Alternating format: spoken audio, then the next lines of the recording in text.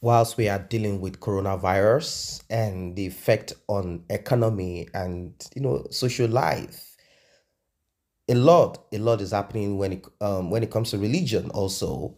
Right now, France is having issues with migrants, particularly the Muslim migrants who want to continue in their culture and religious activities, and they want their religion and everything they do to be respected. And it becomes complex if you go to a nation that is not that does not share your value. They don't share your Islamic value, and you're demanding because you believe that this is a land of opportunity, a land where the rule of law is obeyed. And this comes with backlashes and a lot of trouble and problems here and there.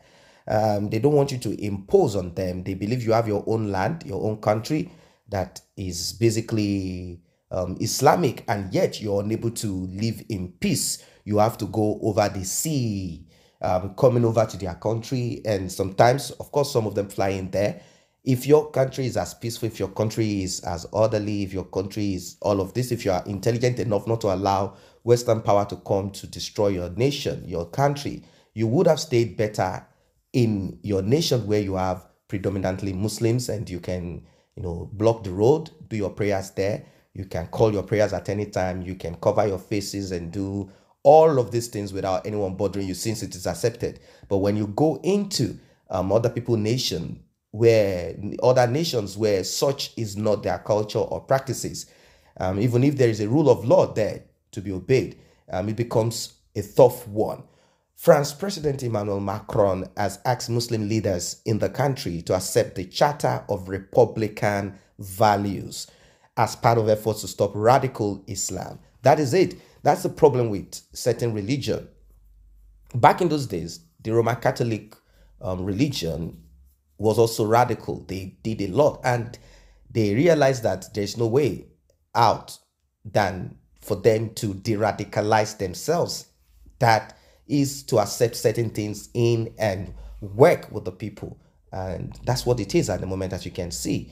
When it comes to Islam, Islam is not so. There is a lot of radicalism in Islam till date, and it is actually pressuring a lot of people, particularly Western countries. And that is what is happening right now.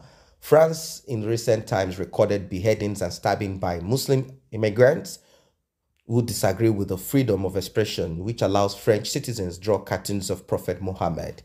Religion is not supposed to be this way. You see, I don't know why certain people take religion in a certain way. When you speak to an average Muslim, he begins to talk tough and begins to talk out of love. He begins to tell you, oh, you see, yes, we have to follow the Sharia law. Yes, you have to follow the Sharia law, probably in your home. But if you are under a conventional law, like you live your own nation where Sharia law is practiced, accepted, you go to other countries, you cannot impose your Sharia law on them and ask them to accept this. You either stay in your own community, your own country, and practice it. You don't come to an established system, constitution, law, and begin to impose your own way of life on them. It is not accepted. They didn't ask you to come. They didn't ask you to come over there. In fact, they are doing you a good thing by accepting you. In fact, they are even doing you a good one by accepting you, even if on the ground they might have been the person or group of people who destabilize your nation. You allowed it. You allowed it. That's it. If you are fooled once, you are fooled second time, third time, then it's your fault. That's what it is. So they've been asked to receive, accept, practice, accept the values, the Republican values of this conventional life, and not practice this radicalism. You don't attack people, you don't kill people, you don't behead people, you don't stab people because they disagree with your religion. If someone insults your religion or insults your prophet or your sacred object or whatever it is, if someone does that, there are certain ways to present these things. I know it's a very difficult one. For example, I always like to be very balanced here. For example, the French president and some countries in Europe, they signed it into law. You cannot desecrate, you cannot burn the flag. If you do that, then you'll be in for a lot. So Muslims have also argued and said, if French president or any of these European countries could put this into law, we are talking of a flag, why don't you allow people to desecrate the flag and burn it if they are angry? After all, they make up the flag. right? But if you have a particular punitive measures to be applied whenever someone does that, they claim that that should also be applied when it comes to racism, when it also comes to religion. If someone is going to devalue or present your religion in a derogatory manner, the person should also be taken to the court. That is the argument here.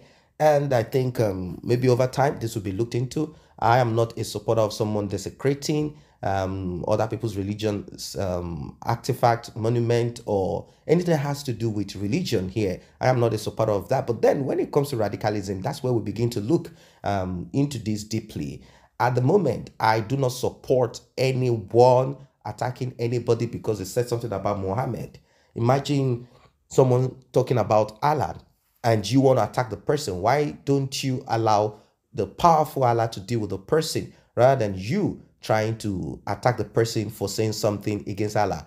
But according to Muslims, they say they are the slaves of God, and as a slave, they need to fight for their master, and their master does not need to do anything to punish anyone who does certain things. And when it comes to Muhammad, they say don't speak about our prophet, and they kill for Muhammad. And that's what I find disgusting. Muhammad is a human being sent according to them by God. If Muhammad is a human being sent by God, and someone who is an heretic or someone who is not a believer says something against your Muhammad, probably doesn't have understanding or cares less, he says something about your Muhammad, you don't go after the person trying to kill the person. That is not a religion of peace. Don't say I am at peace, but if you say something against my Muhammad, I am according to my own rule, I can kill you. I'm a person of peace. I don't go after people. No, you are a radical person, and that is not accepted.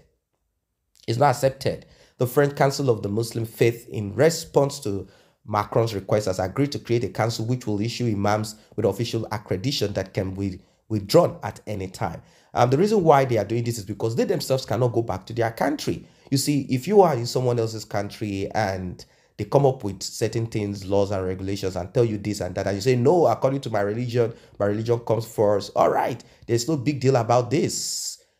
If you are not going to accept their own rules and regulations, then you have to move back to your own nation and practice whatever it is that you believe in. The charter states that Islam is a religion and not a political movement, while also prohibiting foreign interference in Muslim groups in France.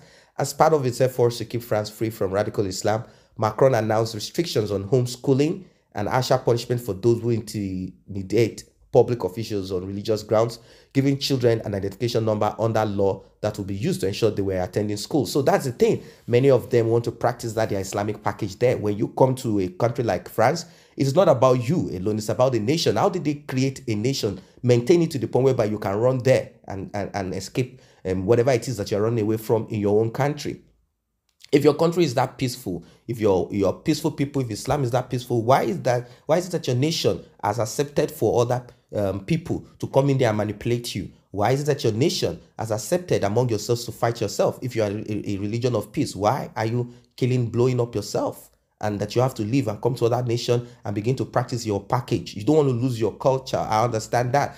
But you know how the Muslims do. They keep their kids at home and bring in some imams to teach them Quran and teach them all of these things. And afterwards, the kids are allowed to come into the society and become useless to France, because a child has been taught just Quran. It cannot relate. It can't be a medical doctor. It can't be, you don't have value. You become like what we have in the northern part of Nigeria, Amajiris on the street, and a lot of ignorant people on the streets who cannot have value. If the homeschooling, teaching Islamic Quran thing can make you be a doctor, a professional doctor registered, there's no problem. If it could make you add value to other people's life and not just to continue around the circle, it's okay. I don't mind what religion you belong to or what language you choose. If it is Arabic, to train yourself, that's not a problem. But if anything you're doing is not going to add value to people in general, then you should go back to your own nation. It's as simple as that. So let us be very frank and clear about all of these things. It's not about,